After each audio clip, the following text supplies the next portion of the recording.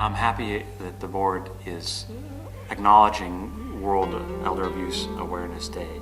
There are a lot of people who know somebody whose relative or whose grandmother or whose mother or father have been victimized by somebody. It's hard for me or anybody to know how many cases are out there that are unreported. What I see in terms of the cases that actually come through the district attorney's office is probably just a small percentage of the actual number of victims out there.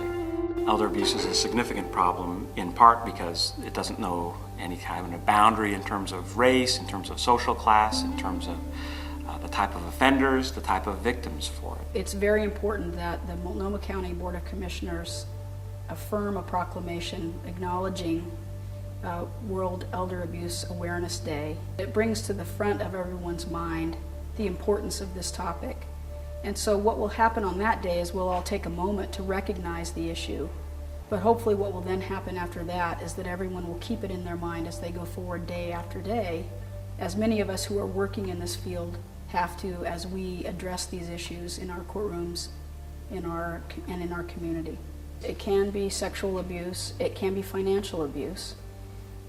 In all cases, however, it's someone taking advantage of a vulnerable adult at a time in their life when they do not have their own defenses to be able to protect themselves. And so it's just critical that all of us do what we can do to prevent it from happening.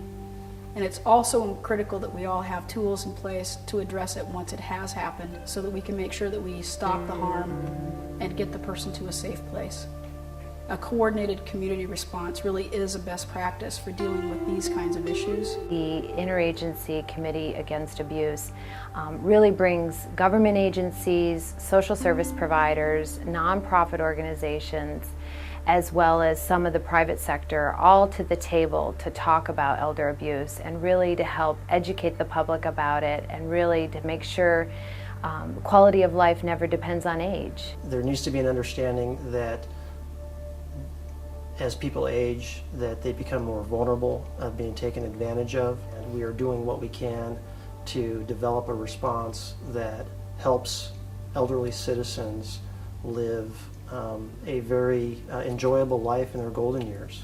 We need to be more aware that these issues are in our community, that elder crime is a crime that is growing and that is in need of a collective response. It's very important to get the message across so that the community understands and look at signs of abuse, neglect, and exploitation. These are very vulnerable individuals, and a lot of times they lack competency or lack the ability to defend themselves or may not have the resources that a regular domestic violence victim may have. We have to step in as protective services and provide them with that protection.